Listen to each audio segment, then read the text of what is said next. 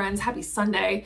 A question I got the other day was, what is the difference between like breakout workshop speaker, keynote speaker? Okay, so, and I feel like we haven't really gone through a lot of the different like logistics there, but I wanted to, hold on, let me grab something. If you don't have Grant's book, The Successful Speaker, what are you doing, right? You can get a free copy on our website, so that's a thing. But in the book, I want to be very clear, under the part of writing your talk, and I'm going to give you the exact page. Page 67. And why? Why is 67 important? Because how to pick the right type of talk for you, the type of speaker you're going to be, right? It's very much, it's different. So keynote speakers, let's talk about it. What's a keynote presentation? I'm just going to give you the definition according to the book.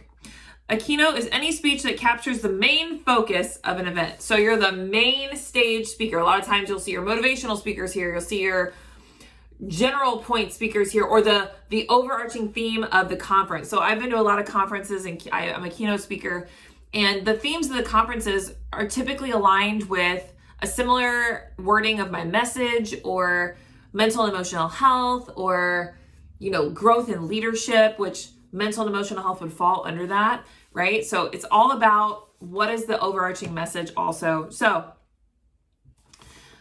here's another little tidbit of difference. Larger keynotes are often held in convention centers or even stadiums, right? But a keynote can include giving a talk at your local Rotary Club, a business meeting, or a Chamber of Commerce. It is the overarching message, right? It is the main stage speaker, whatever the main stage looks like, okay? So really quick, workshop, okay? Now, in the book, it'll go over different logistics here, page 70, 71, like the profile of the keynote speaker. What does a keynote speaker do? It's really going to break down the differences pretty logistically, but I want to give you the high level view here and then talk a little bit about my experience. So workshops, what is a workshop? Defined as workshops or breakout sessions, right? Typically range from 45 to 90 minutes in length. They're more immersive. The audience is typically smaller, often though more engaged, hence like more activities, more immersive, more getting up and down, more hands-on, those sorts of things, okay? Rather than a larger keynote. Now, depending on the size of the event, you may expect anywhere from 25 to a couple hundred people in this room. So, and they're a little more loose and interactive and not so structured, okay? So I'm gonna leave it right there because there's a lot of different things here, especially when you get into 74 and 75, like how to set yourself apart in each of those spaces. Now, get the book. I am a keynote speaker. Okay, that's what I do. I'm a main stage speaker.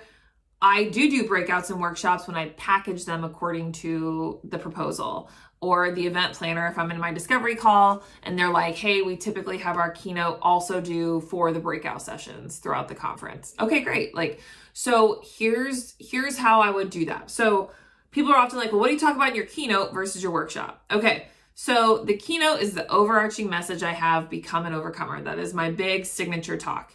Now, there are 4 steps to becoming an overcomer, okay? 4 steps. When I talk in my keynote, again, this is depending on the audience, this is a nuance, I will typically lean into 1, maybe 2 of those points. So I don't give them all 4 of those things on the main stage, and I'll let them know that. I'll be like, I was like, I have a framework of four steps as to what it means to become an overcomer, but today I'm going to talk about this one, right? I leave that loop open, but I don't leave it open unintentionally. Like I leave it open, but I tell them. That's really important to communicate that piece, because what it does is it mentally makes them go, I want to know more, right? So in my breakout sessions, I typically pick another step or close the loop and lean into the others in a more immersive experience. So we'll do a lot of activities, a lot of group discussion, you know, things like that. So you can structure it how you want. Keep in mind, workshops and breakout sessions are definitely more, if you want to generalize, okay, if you want to generalize, keynote speaker is more information, motivation. Workshop is hands-on, tactical, tangible information, right? So it's definitely more of the nitty gritty, hands-on, like application in the moment.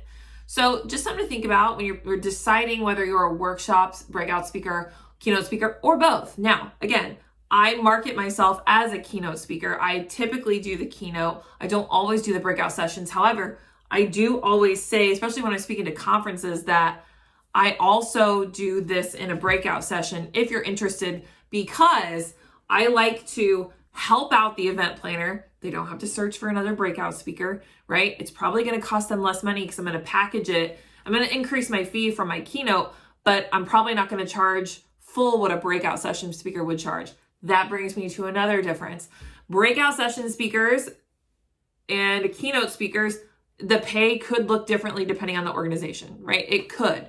It doesn't always, but it could. Typically, your keynote speaker is your highest paid speaker at the event. Typically, not always, typically, and again, we're just generalizing. So something to also keep in mind there. So when I go somewhere and I'm like, let's just say for good numbers, let me give you an idea here. If someone told me, hey, we pay our keynote $5,000, that's what we pay our keynote speakers, I'll be like, great. And they might tell me like, oh, we pay our breakout speakers $2,000 a piece. And it's like, great, I'll tell you what, I'll also do a breakout session for you and I'll charge you $6,000, saving you $1,000. You know what I'm saying? Like that's something that I would potentially do. And again, just to give you some easy numbers on what that would potentially look like. So ask yourself, are you a main stage speaker or are you a breakout session? Because there are some speakers that are like, I'd rather do team stuff. I'd rather do small groups. I'd rather be in the trenches with them. And some of us are like, I'd rather be on the main stage with this message. Just to be honest, like, again, I do the breakouts, right? But I don't actively necessarily market them as something I always do, because just from a personal standpoint, the keynote stage is not only more rewarding and fulfilling, but I feel like the message is more beneficial for the audience versus doing the breakout session. But again, I've done it and I have done it and I will do it in the future. So that's another thing I just wanted to press on you is just, are you a breakout speaker or a workshop speaker or a keynote speaker? Post below and we'd love to know your reasonings as to why and how it's going for you. Or if you're currently doing one and you're like, I would love to step into this space, how do I do that?